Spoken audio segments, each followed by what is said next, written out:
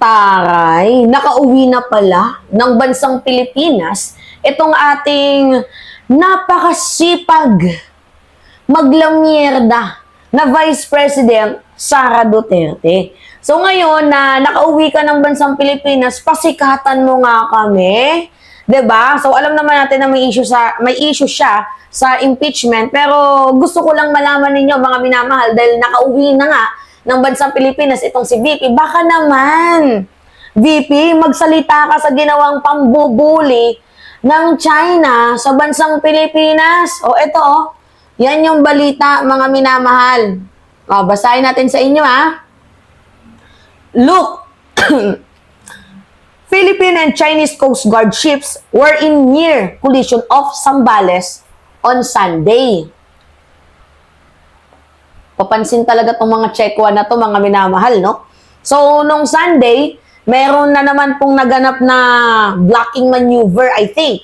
Kasi parang provocation yung ginagawa ng China na sila yung lalapit tapos pag binangga natin, boom. Diyan na magsisimula yung kumbaga matitrigger gera, 'di ba? So, as usual, tayo na naman yung nag-adjust. Kaya nga dapat nung panahon ni Duterte, pinalakas natin yung defense. Kaso ano yung nangyari?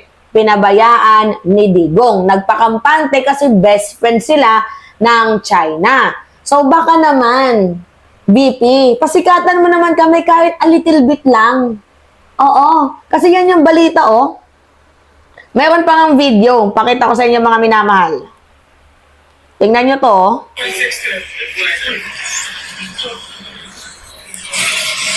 Distancia 60 yards, sir. Yan, oh. 5.3 speed, ma'am. 5.3 speed.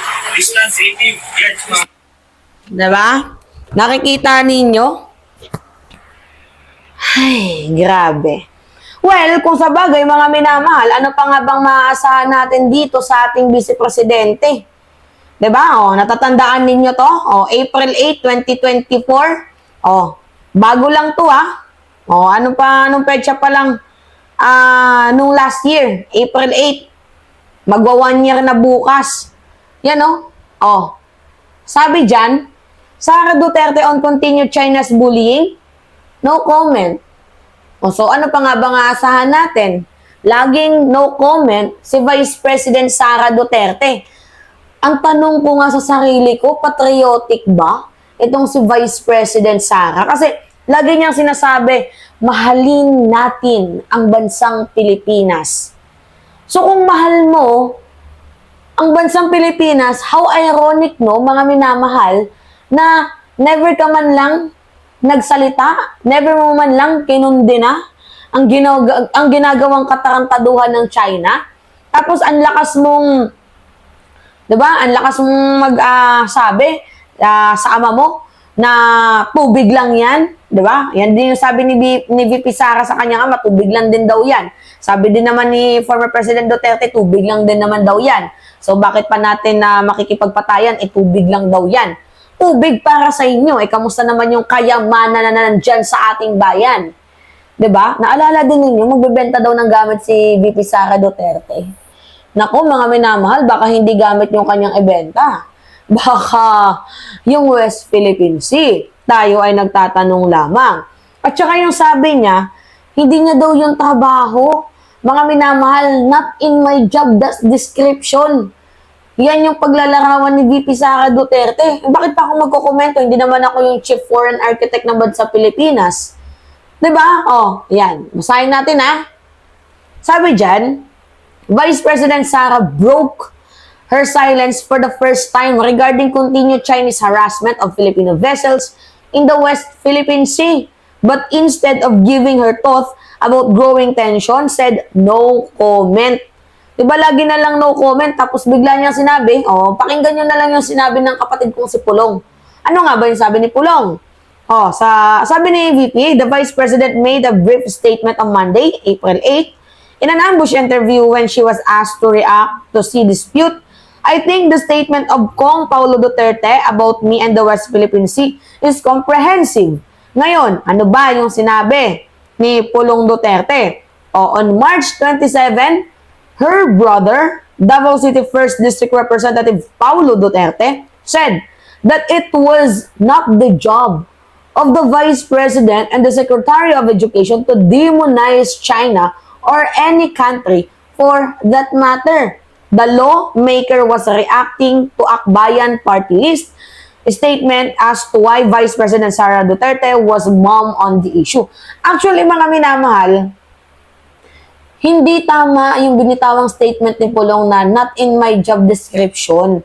Kasi si Binay nag-comment sa usaping West Philippine Sea. Si Lenny nag-comment din sa usaping West Philippine Sea. Even na, sabihin pa natin, not in their job description yan. Kasi you are a Vice President of the Republic of the Philippines. And I thought that you are a patriotic.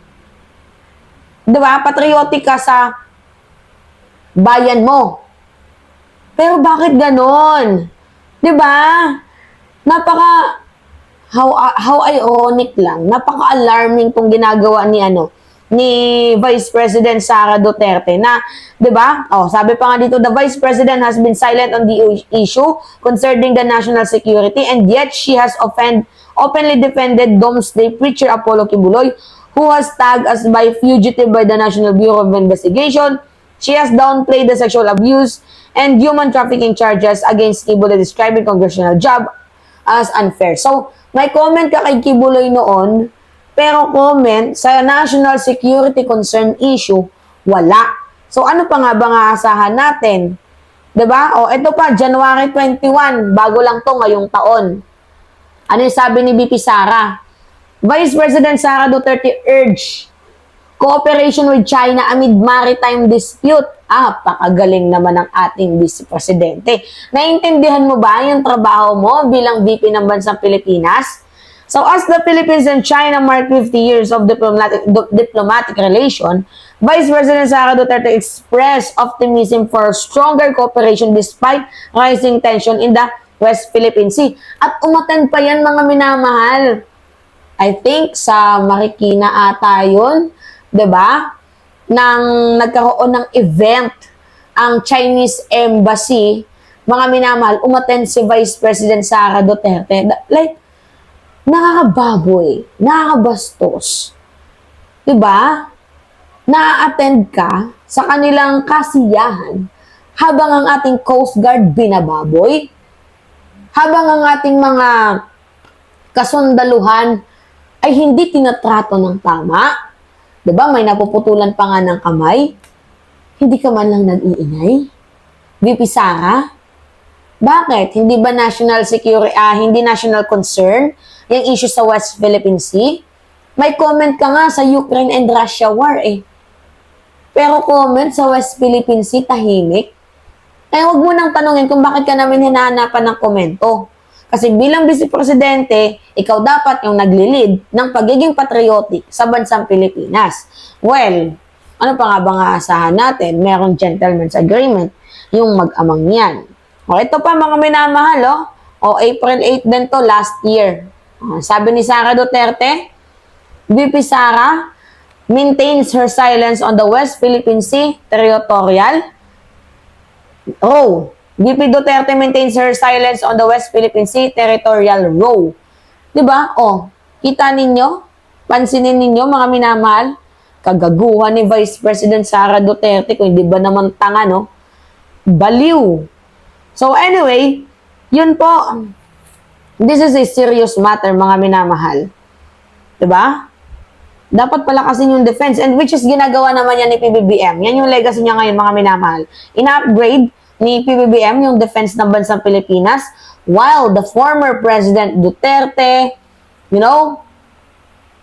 binablock yung mga news outlet, media, patungkol sa West Philippine Sea. So, hindi natin alam yung issue noon na ano na pala sila, pina-floating barrier, blocking maneuver. So, wala tayong alam noon. Bakit? Kagagawa ni former President Duterte. 'Di ba? So, paano magkakaroon ng peace kung sila nga mismo ayaw makipag-ayos? Tapos, pansinin din ninyo nung nahuli, itong si former President Duterte ng ICC, nag-comment yung China. 'Di ba? Ano yung sabi ng China? Follow daw the rules. Oh, masyado daw pinupolitika ang pag-aresto kay Duterte. Yan yung sabi ng China. At dapat daw sundin yung tamang batas. Wow, ang galing naman ng China, no? The audacity para magsabi na follow the rules. Eh, kayo nga, hindi nyo kinukonsidered yung rules and regulation ng UNCLOS. Kapal ng mukha. Obvious. 'Di ba? Napakahiro. Yung China may nagawa ba sa pagka-aresto ni ni former President Duterte? Wala. 'Di ba? So, anyway, magko-comment talaga sila yung attack dog nila nahuli. 'Di ba, mga minamahal? So, halata na meron na silang relation, best friend forever. Ganun ba yung labasan? Kaso mga minamahal, crystal clear na talaga na nambubudo lang tong dalawang to. Ewan ko na lang kung mga minamahal, ewan ko na lang kung magpapaniwala pa yung ibang mga Pilipino sa katarantaduang ginagawa ng mag-amang to. Alright, yun po mga minamahal. Anyway, it's me again, Alicia Nyo, at nagbabalik ulit para sa ating panibagong video. Maraming salamat mga minamahal.